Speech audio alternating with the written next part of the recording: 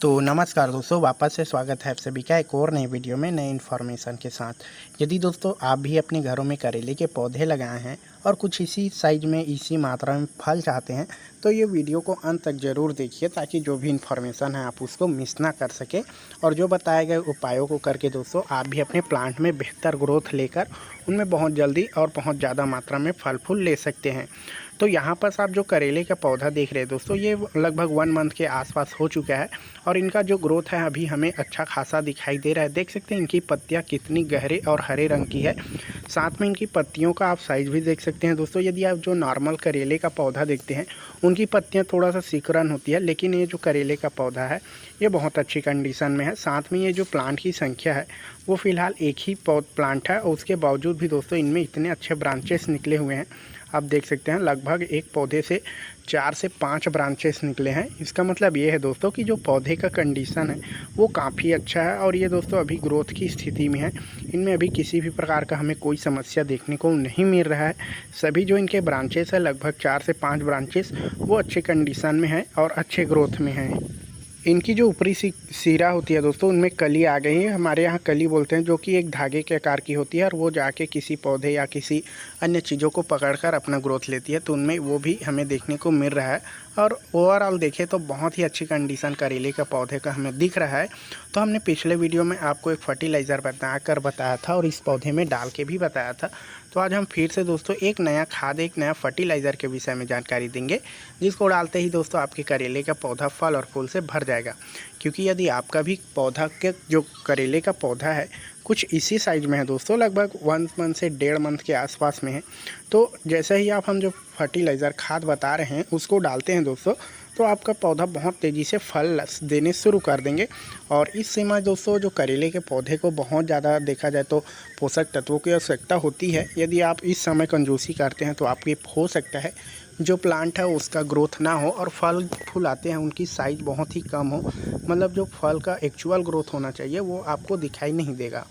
तो आपको क्या करना है, आपको वीडियो को देखते रहना है और हम चलिए आपको बता देते हैं डायरेक्ट फर्टिलाइज़र के विषय में। तो सबसे पहले दोस्तों मुझे यहाँ के जो खरपतवार है उनको निकाल कर फेंक देना है, क्योंकि किसी भी प्लांट पौधे के विशेष रोग जो मुख्य रूप से उनको ग्रोथ होने को रोकता है वो दोस्तों उनके जड़ों के आसपास की जो खरपतवार होता है वही रोकते हैं। साथ में जो एक दूसरा बात करें तो उनका जो पोषक तत्व कमी होता है वो, तो हमने खरपतवार को निकाल कर फेंक दिया है। अब इसमें बारी आती है फर्टिलाइज़र खाद देने के विषय में। तो आपको भी दोस्तों अपने पौधे के आसपास जितने भी खरपतवार होंगे ना उसको निकाल कर फेंक देना है। क्योंकि यदि देखते हैं यदि आप पौधे लगाए हैं, प्लांट लगाए हैं, उनमें आप खाद भी नहीं देते तो नेचुरल मिट्टी से दोस्तों अपना ग्रोथ ले लेता है और खरपतवार रहता है दोस्तों, तो वो आप खाद देते हैं उसके बावजूद भी पौधे का अच्छी ग्रोथ नहीं होता। तो आपको इस बात का विशेष रूप से ध्यान रखना है कि खरपतवार निकाल कर फेंक दीजिए। और दोस्तों आपको एक बात विशेष रूप से ध्यान रखना चाहिए कि आपको ज़्यादा से ज़्यादा कम पौधे से दोस्तों ज़्यादा से ज़्यादा फल लेने के विषय में सोचना चाहिए। क्योंकि आप ऐसे देखा जाए तो शहरों में रहते हैं या किचन गार्डनिंग के तौर पर गमलों में पौधे लगाते हैं, तो ये बहुत ज़्यादा ज़रूरी हो जाता है कि आपको कम पौधे से दोस्तों ज़्यादा फल लेना है। जैसा कि ये पौधा है, एक पौधे से लगभग 4 से 5 ब्रांचेस निकले हैं, अर्थात ये एक पौधा दोस्तों 4 से 5 पौधे को कवर कर लेगा और आने वाले समय में इनमें बहुत ज़्यादा मात्रा में ब्रांचेस निकलने वाले हैं। तो आप दोस्तों कम से कम पौधा लगाकर ज़्यादा से ज़्यादा उनमें फल लेने के विषय में सोचना चाहिए। तो हमारे चैनल के माध्यम से इसी के विषय पर दोस्तों आपको समय समय पर जानकारियाँ मिलती रहती है, तो सब्सक्राइब करके ज़रूर रख लीजिए ताकि फ्यूचर में आपको जो भी इन्फॉर्मेशन मिले आप उसको मिस ना कर सकें। तो दोस्तों खाद देने से पूर्व देख सकते हैं यहाँ की जो मिट्टी है उनको मैं हल्की गोड़ाई कर लेता हूँ, जो कि कुदाल से कुछ इस तरीके से हल्की गोड़ाई कर लेनी होती है। इससे होता क्या है कि जो जड़ में ऑक्सीजन पहुँचने की जो मात्रा है वो बहुत तेज़ी से बढ़ जाता है, जिससे जो पौधे का ऑक्सीजन बढ़ता है दोस्तों उनकी जड़ों में, तो उनका जो जड़ है बहुत तेज़ी से फैलने लग जाता है। तो दोस्तों अभी आप मेरे हाथों में देख रहे हैं, इसे सीबीट कहा जाता है और आपको एक पौधे के लिए लगभग 10 से 15 दाने ही लेने हैं। और यदि पौधा थोड़ा सा मैच्योर है तो आप 20 से 25 दाने ले सकते हैं। और बता दें दोस्तों, इसको जैम के नाम से भी जाना जाता है कहीं कहीं पर, और ये पूरी तरीके से जैविक होता है। इसमें किसी भी प्रकार के जो रसायन हैं उनका प्रयोग नहीं किया जाता, तो ये पौधे के लिए कोई भी हानिकारक नहीं होता दोस्तों।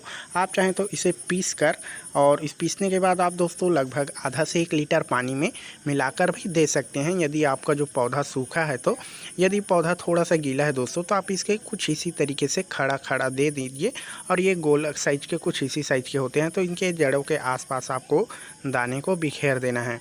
आप चाहें तो दोस्तों इसमें पानी अवश्य डालिए यदि आपका पौधा सूखा है तो ऐसा करने के बाद दोस्तों कुछ ही दिनों में आपके पौधे, करेले के जो पौधे हैं, प्लांट है, उनमें बहुत से चेंजेस देखने को मिलेंगे। साथ में जो पौधा का यदि ग्रोथ रुक गया है, उनमें फूल आ रहे हैं और झड़ जा रहे हैं, तो वो भी समस्या दूर हो जाएगी। तो ये था दोस्तों एक छोटी सी इन्फॉर्मेशन। और हमने जो फर्टिलाइज़र खाद दिया है जो कि सीवीड है, इससे ही दोस्तों करेले का पौधा अपना भोजन बनाएगा।